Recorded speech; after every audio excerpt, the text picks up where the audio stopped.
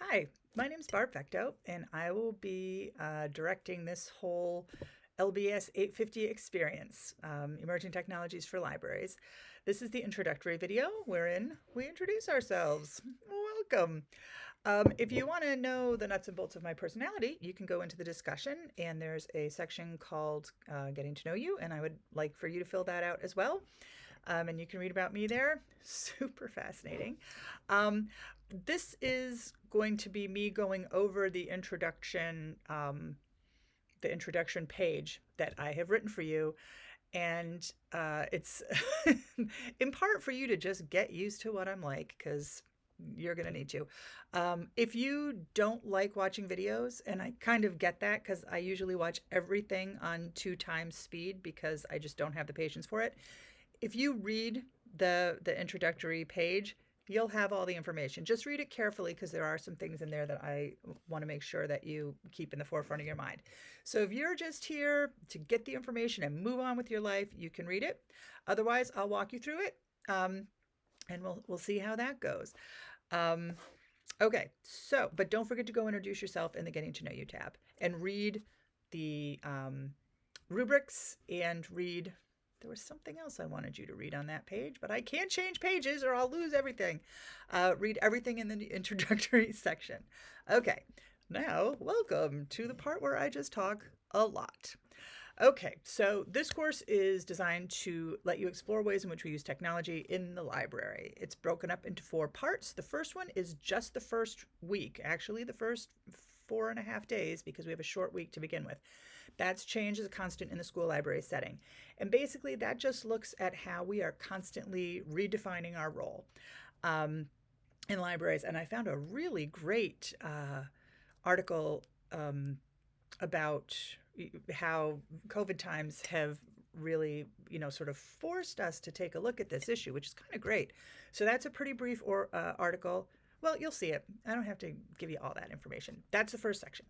All right. The second section is online applications and their relevance in the school library setting. This is the biggest section. And basically, we're going to go play with the internet. We're going to look at apps and tools. We're going to look at social media, both as our students use it and as we can use it in our practice. We're going to look at gaming. We're going to look at adaptive and assistive technology, which is where we are making sure that everything is easily accessible for our students that have special needs. I feel like there's a couple of other things in there too. Oh, multimedia. There's a lot of that on the internet. So it's a smorgasbord of technology, if you will. All right, then the third section, I've just updated it to call it You Are a Teacher, because I think that sounds positive. These are the 2 sections that are going to be project based. Um, one of them is you're going to be developing, after you've looked at all those apps and tools and everything else, you're going to develop a professional development piece to present at your school, should you have one, in your imaginary school, if you don't. And then you're also going to develop a technology saturated unit for students, which is going to make more sense by the time we get there. Don't worry about that. All right. And then the last section is managing physical resources, and that's cataloging, which I took back in the olden times when we used these. These were there was no reason for me to learn how to make card catalog cards because the card catalog went through its death throes 20 minutes after I finished library school. But nonetheless, it's a nice organizational thing. We're not going to be looking at card catalogs. Don't worry. But there is, you kind of need to know, you don't really need to know how to catalog in this day and age because of the tools that are available to you. But it's good to know the information behind it. You want to be able to understand the pieces of it. So that's what we're going to be looking at.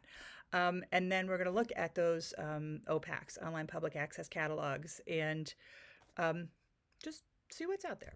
All right, so that's the 4th section. So there are resources. There are 2 books for this class. One of them is called Create to Learn, and that's by Renee Hobbs, and she's from University of Rhode Island. And I actually just took a digital literacy, I don't know, 4-class thing with her at URI. And she is brilliant. This is not library specific, but it has a lot of different tools, and the whole premise of it is learning through creating. I'm hoping to have a taste of that in this class. I have in the past, but she just breaks down specific tools really, really well. I would recommend this book for you to read, just to read it. We're going to be looking at when we're looking at multimedia, we're going to look at Renee Hobbs. The first week, we're going to be creating a blog, which I'll get to in a minute. And there's a really nice section on doing that in here that I've got permission to just give you that. So don't worry about getting this right away, but you should pick it up. It's not very expensive. The other book is Allison Kaplan's Catalog It! Exclamation point, a guide to cataloging school library materials. And it's really good. It's really comprehensive. It gives you the whole understanding of cataloging without actually having to, type up those cards. I don't have it, so I'll just pretend like The Making of a Miracle is Catalog It. And I left it at school. Whoops. But you are not going to need that until, I believe, week 10. So you've got a little while to get that one. But it's something that you may go back and use again and again. Both of these are well, I don't know if I would actually read Catalog It for I might, but a normal person wouldn't read Catalog It for fun. But Create to Learn, honestly, I enjoyed it. Okay, so that's what you're going to need as far as resources. So assessment. The course is very heavy on independent exploration. There will be 3 methods of assessment that address the different aspects of the course. So there are assignments. These are things like essays, presentations. I'll ask you for lists of things every once in a while. And that's just, it's a way for you to sort of show that you understand how to organize what you've been looking at.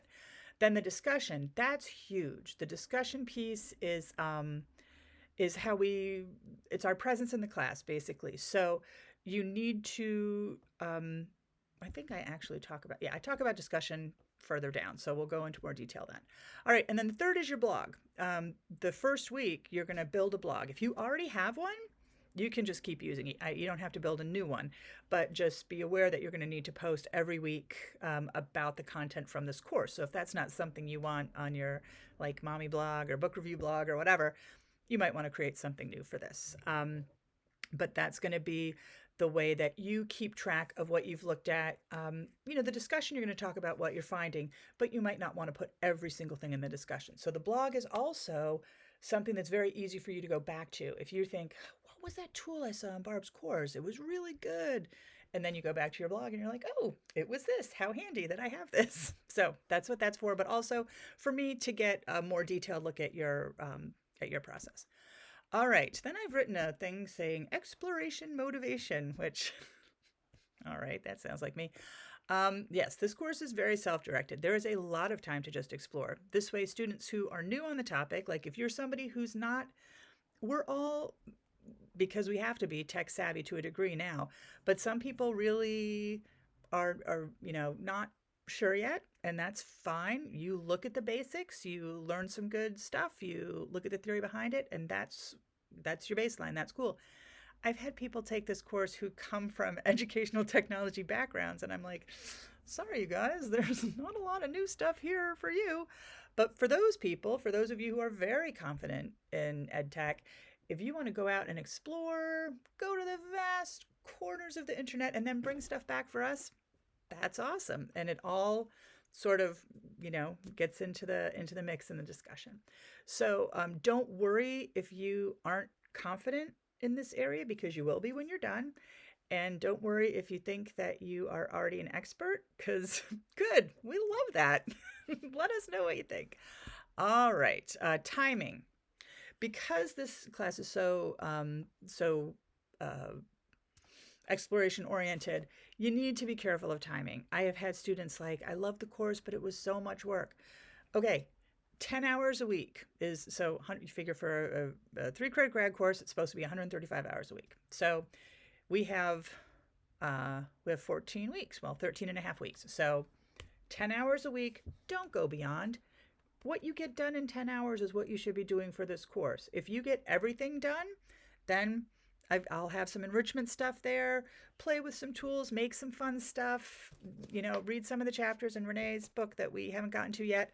Use that time for this course. But if you haven't gotten everything done, you haven't gotten everything done. Don't hurt yourself. Nobody should be spending 12 hours or 15 hours or 20.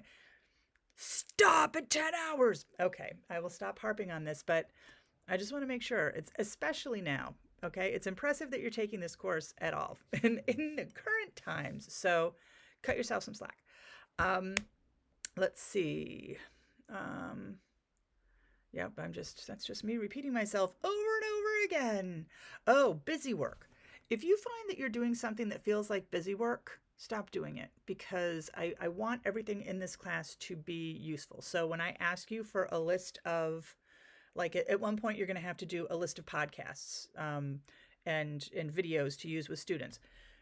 Aim that towards the group that you work with, or that you hope to work with, so that you've got that as a resource later. Don't just or use a topic that you're interested in. Don't try to figure out what I want. Figure out what you're gonna use.